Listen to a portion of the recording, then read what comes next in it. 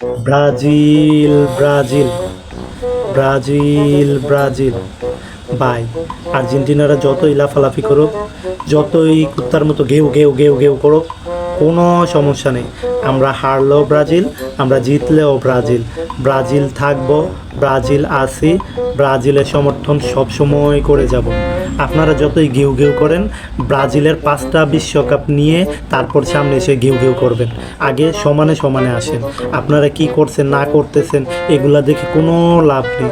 আগে সমানে আসেন, এরপরে আপনাদের সাথে কথা, এরপর ঘেউ ঘেউ করেন, তারপরে আমরা কথা কানে নিব। বুঝতে পারছেন? আর ভাই, তোরা যারা মিমস বানাইতেছস, ব্রাজিল থেকে আর্জেন্টিনা চলে গেছস, তোদের মতো রাজাকার ভাই এই পৃথিবীতে নেই, এই পৃথিবীতে নেই। তোরা যেই কোনো অবস্থান থেকে, যেই কোনো জায়গা থেকে পরিবর্তন হইতে পারস। বুঝছো? তোরা মানে সাপের চেয়েও ভয়ঙ্কর। তোরা হচ্ছে যেই কোনো সময় মানে সোলম পাল্টাইতে পারস। তোরা ব্রাজিল থেকে আর্জেন্টিনা চলে গেছস, ভালো হয়েছে, ব্রাজিলের দুর্নাম নষ্ট হয় নাই।